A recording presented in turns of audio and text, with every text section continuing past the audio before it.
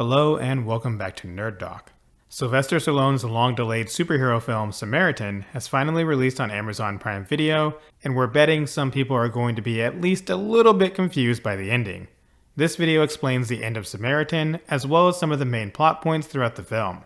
That means there will be spoilers for Samaritan in this video.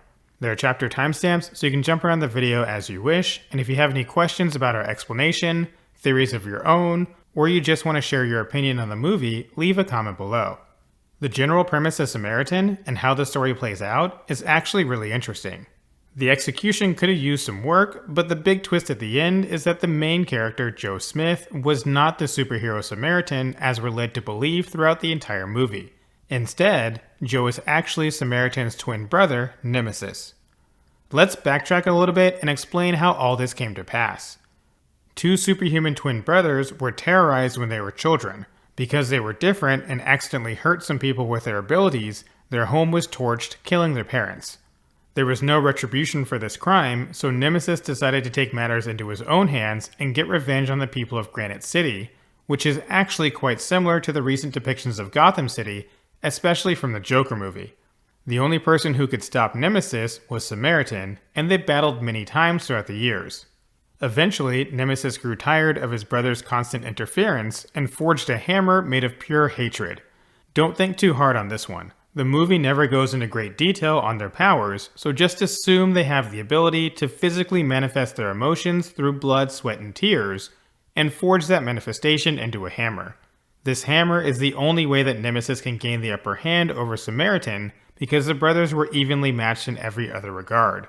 Nemesis set a fire at the Granite City power station. His intent was to draw Samaritan to the power plant, then kill him with the hammer, so he could then get revenge on the city.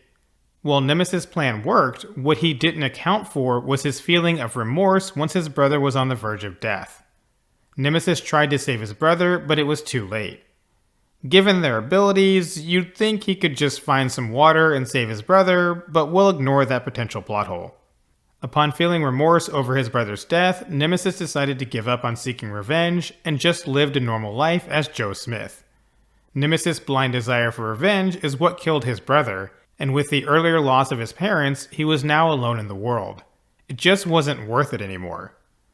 Nemesis continued to dwell on all of this over the years as his hatred turned into understanding and loss.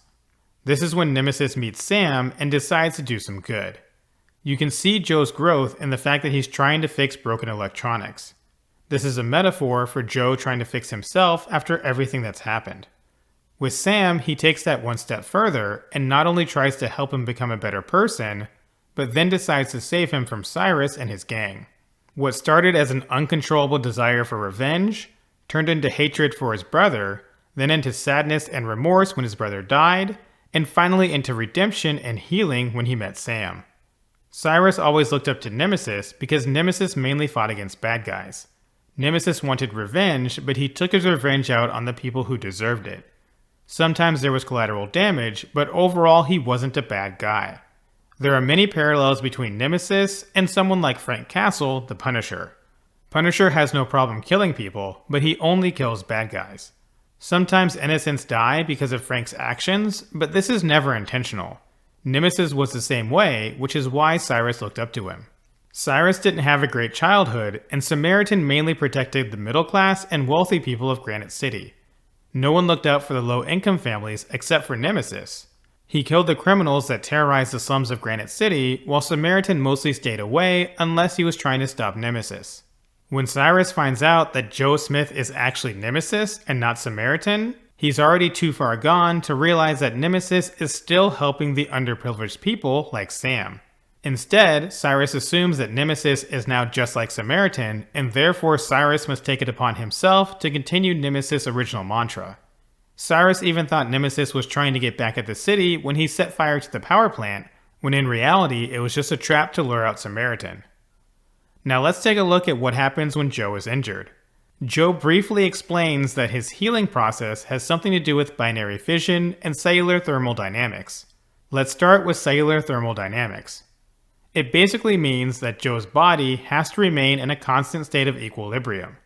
The amount of energy his body produces must be expelled in an equal amount.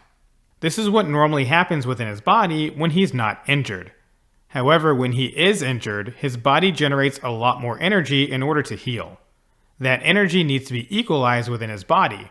If it's not, he starts to overheat, his heart works overtime, and eventually it explodes. The water and ice cream serve as a method of cooling himself off. This allows him to expel steam, which is also a form of energy. As the steam spews out of his body, he not only cools off, but this removes the buildup of energy and places his body into a proper equilibrium. Binary fission has a deeper meaning. It could simply be how his body generates so much power, but this could also be a nod to how his twin brother was born. Fission is when a single entity splits into multiple parts that resemble the original entity. This normally happens at a cellular level, but to make it easier to understand, let's look at it from the perspective of Samaritan and Nemesis. Let's just say, for example, that Samaritan existed first. If binary fission occurred within Samaritan, that could cause him to create an identical twin, which would be Nemesis.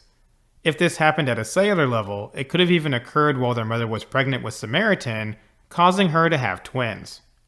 So what did you think of the movie? Was it a believable story? Was it too bland? Let us know your thoughts in the comments below. For now, that wraps up this video. Thank you for watching. If you enjoyed the video, please don't forget to like, subscribe, and share with someone who loves anti-heroes and redemption arcs.